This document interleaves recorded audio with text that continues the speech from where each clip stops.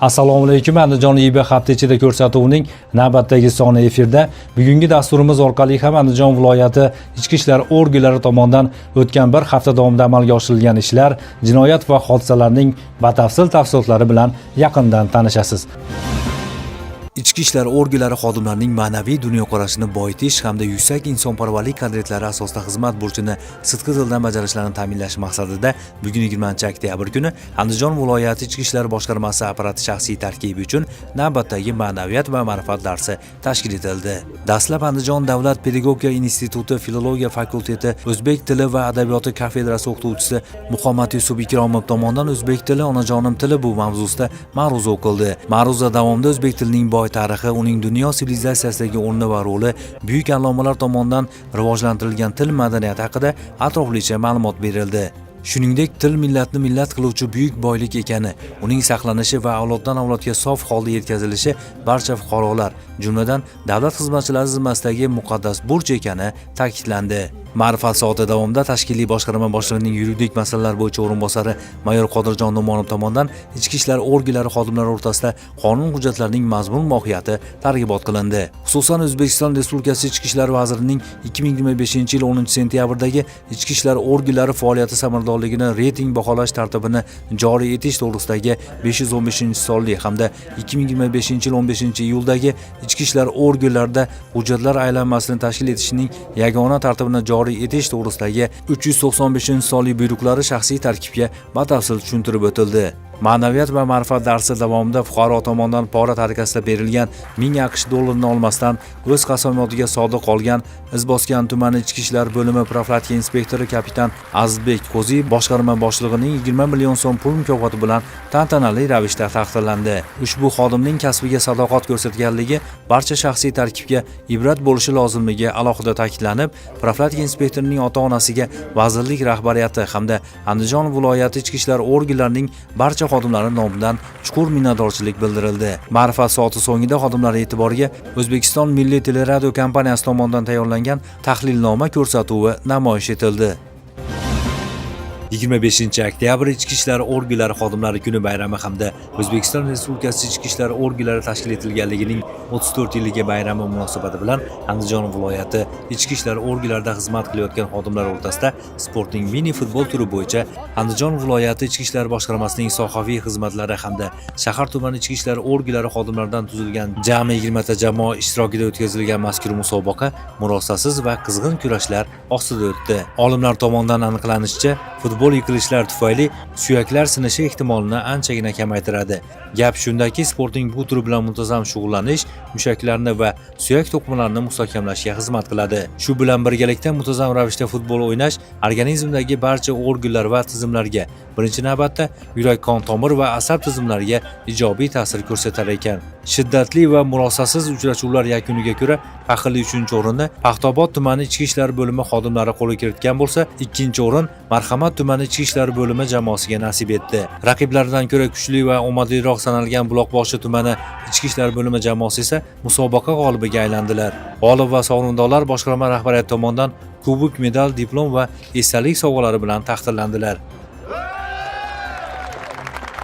25-oktyabr ichki ishlar organlari xodimlari kasb bayrami munosabati bilan sportning mini futbol turi bo'yicha musobaqa bo'lib o'tdi. Musobaqada Buloqboshi ichki ishlar organlari xodimlari faxrli 1-o'rinni egalladi. Bizga shart-sharoit yaratib berayotgan rahbariyatga kattakon rahmat. Sport bilan shug'ullaninglar, sport sog'lik garovi. Ichki ishlar organlari xodimlari o'rtasida ommaviy sportni rivojlantirish, sog'lom turmush tarzini shakllantirish hamda ularning jismoniy tayyorgarligini oshirish maqsadlariga qaratilgan bu kabi sport musobaqalarining tashkil etilishi davom etmoqda.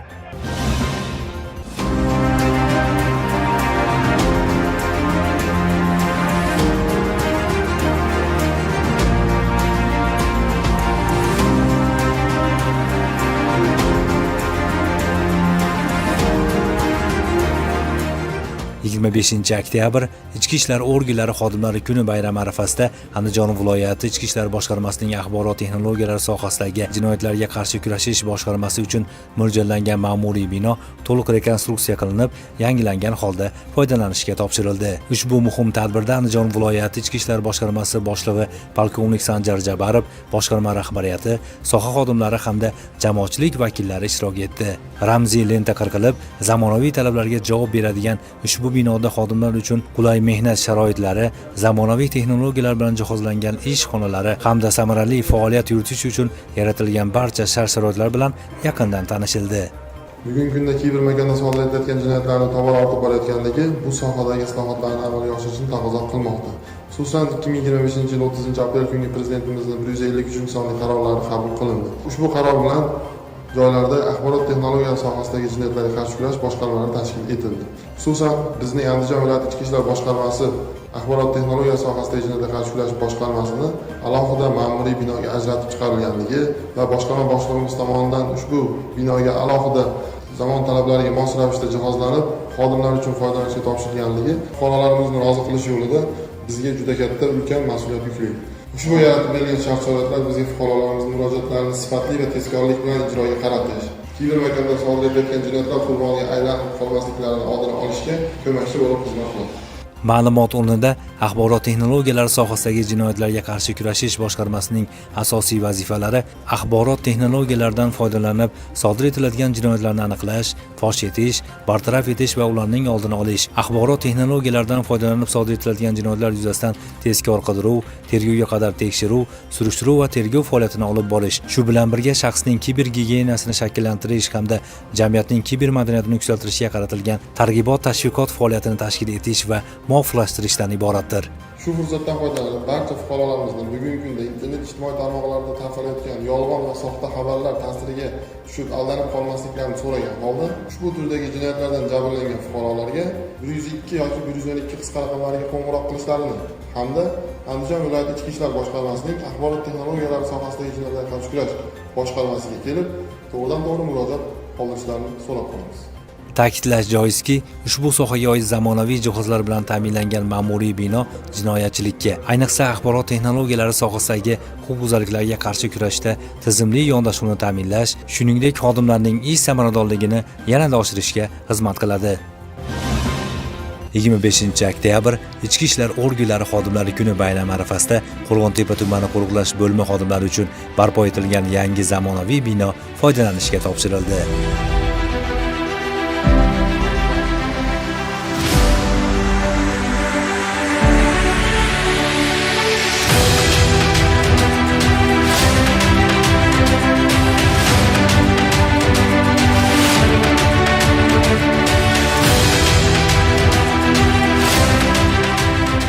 Tantanali marosimda Andijon viloyati Ichki ishlar boshqarmasi boshlig'i polkovnik Sanjar Jabarov, qo'riqlash boshqarmasi rahbariyati, tuman hokimligi hamda keng jamoatchilik vakillari ishtirok etdilar. Marosimda so'zga chiqqanlar tomonidan bugungi kunda muhtaram yurtboshimiz va Ichki ishlar vazirligi rahbariyati tomonidan qo'riqlash xizmatiga ko'rsatilayotgan yuksak e'tibor natijasida qo'riqlash xizmati ham kundan kunga rivojlanib, aholining tinchligi va osoyishtaligini ta'minlash hamda jinoyat va huquqbuzarliklarni, ayniqsa mulkiy turdagi jinoyatlarni oldini olishda yuksak natijalarga erishib kelayotganligi alohida ta'kidlandi.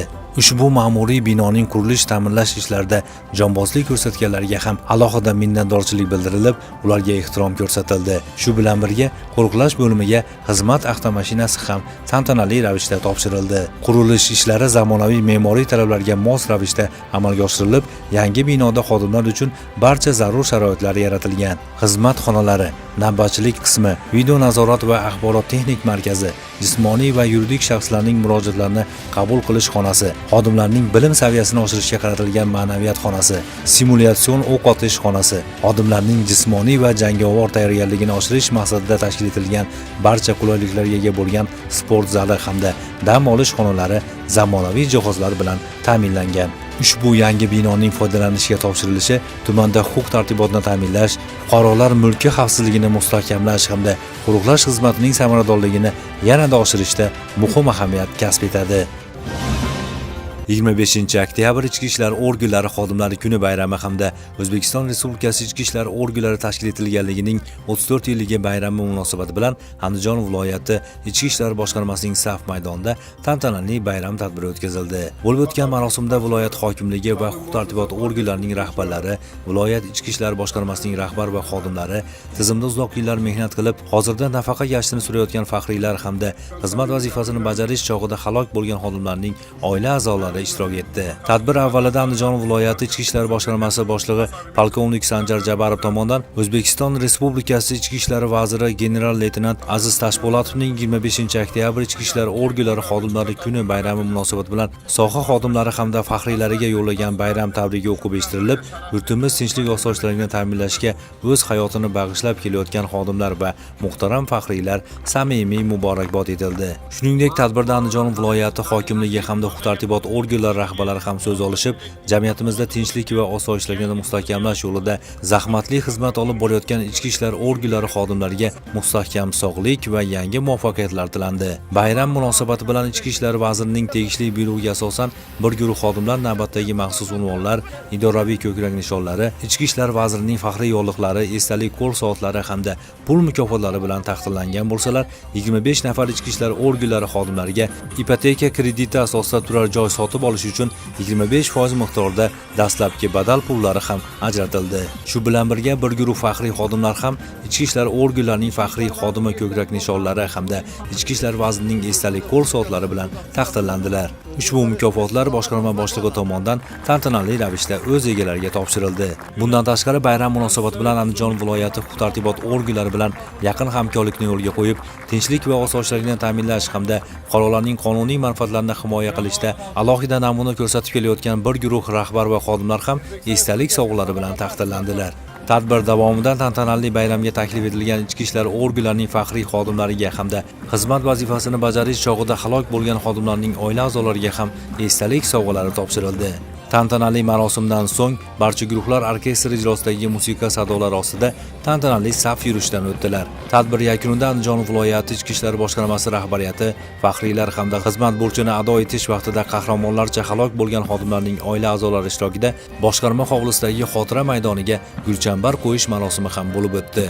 Marosimda ishtirok etganlar xalq tinchligi va osoyishtaligini ta'minlash yo'lida jonini fido qilgan hamkasblarni hurmat va minnatdorlik bilan yodga olishdi. Bu ezgu an'ana har bir ichki ishlar xodimi qalbida fidoilik, vatanparvarlik va xizmatga sadoqat tuyg'ularini yanada mustahkamlaydi. Shu fursatdan foydalanib o'z oromidan, tinchidan, kerak bo'lsa o'z jonidan ham kechib yurtimizdagi tinchlik va osoyishtalikni saqlab kelayotgan ichki ishlar organlari xodimlarining zahmatli mehnatlarini yana bir bor e'tirof etgan holda respublikamizning barcha hududlarida xizmat olib borayotgan xodimlarni bugungi kasb bayrami bilan samimiy tabriklaymiz. 25-oktyabr Ichki ishlar organlari xodimlari kuni munosabati bilan Andijon viloyati Ichki ishlar boshqarmasi huzuridagi tergov boshqarmasi rahbariyati tomonidan tergov yo'nalishida samarali mehnat qilib, hozirda munosib nafaqa gashtini surayotgan faxriy xodimlar holidan xabar olindi. Shuningdek, fidokorona xizmat yo'lida orttirgan tajribalari, yuksak mas'uliyat va sadoqat namunasi bo'lgan faxriylar mehnati yuksak qadrlanib, ularga moddiy va ma'naviy ko'maklar ko'rsatildi. Ular bilan olib borilgan dildan suhbatlar davomida ichki ishlar organlarida xizmat qilayotgan har bir xodim faxriylarimiz bosib o'tgan sharafli va mashaqqatli faoliyatdan ibrat olishlari zarurligi, halol va vijdonan ish yuritishlari esa bugungi avlod uchun yorqin namuna bo'lishi kerakligi alohida ta'kidlandi. Faxriylar tomonidan o'z navbatida Ichki ishlar vazirligi va Andijon viloyati Ichki ishlar boshqarmasi tomonidan ko'rsatilayotgan bunday e'tibor va mehr-muruvvat uchun minnatdorchilik bildirildi. Yurtimiz tinchligi, xalqimiz osoyishtaligi yo'lida faoliyat yuritayotgan hamkasblarga xizmatlarda ulkan muvaffaqiyatlar tiladilar. Bunday uchrashuvlar avlodlar o'rtasidagi uzviylikni mustahkamlash, vatanparvarlik va xizmatga sadoqat ruhini yuksaltirishda muhim ahamiyat kasb etadi. Andijon viloyatida huquqni himoya qiluvchi organlar xodimlari o'rtasida sog'lom turmush tarzini targ'ib qilish, xodimlarni jismonan sog'lom va ruhan tetik tarbiyalash, sport mashg'ulotlariga keng jalb etish, shuningdek, shaxsiy tarkib o'rtasida hamkorlikni yanada kuchaytirish, ular o'rtasida maxsus jismoniy va jangovar tayyorgarlikning qo'l jangi turini ommalashtirish maqsadida joriy yilning 20-22 oktyabr kunlari musobaqa o'tkazildi. Musobaqada 7 vazn toifasida 56 nafar ishtirokchi o'zaro bahslashdilar. Bellashuvlar yuqori ruhda, sog'lom raqobat muhitida kechdi. Ishtirokchilar qo'l jangi texnikasi bo'yicha o'z mahoratini namoyish etib, janglar davomida iroda, jasorat va tezkor qaror qabul qilish qobiliyatini ko'rsatdilar. Musobaqaning yakuniy natijalariga ko'ra umumjamoa hisobida faxrli 3-o'ringa Milliy gvardiya Andijon viloyati boshqarmasi jamoasi ega chiqqan bo'lsa, faxrli 2-o'rinni Andijon viloyati Ichki ishlar boshqarmasi jamoasi qo'lga kiritdi. Musobaqa g'olibligi esa Davlat xavfsizligi xizmati Andijon viloyati boshqarmasi jamoasiga nasib etdi. Tashkilotchilar tomonidan g'olib va sovrindorlarga medal, diplom hamda qimmatbaho sovg'alar tantanali ravishda topshirildi. Huquqni muhofaza qiluvchi organlar xodimlari o'rtasida tashkil etilayotgan bu kabi musobaqalar soha xodimlarining jismoniy tayyorgarligini oshirish, iroda va matonatini mustahkamlash, shuningdek jamoaviy hamjihatlikni kuchaytirishda muhim ahamiyat kasb etadi. Biz yashab turgan jamiyatda har bir voqea, hodisa bu bizning hayotimiz, kelajagimiz, farzandlar taqdiri bilan bevosita bog'liq. Atrofimizda yuz berayotgan har qanday holat qonunbuzarlikka nisbatan befarq qolish bu o'zimizga nisbatan ham mas'uliyatsizlik demakdir. Bugungi ko'rsatuvimiz orqali ham biz barchangizni hushyorlikka, ziyraklikka va eng muhimi faol fuqarolik pozitsiyasiga chaqirmoqchimiz. Agar har birimiz yon atrofimizda sodir bo'layotgan voqealarga e'tiborli bo'lsak, jamiyatimizda tinchlik, osoyishtalik va barqarorlikni yanada mustahkamlashga hissa qo'shgan bo'lamiz. Salomat bo'ling.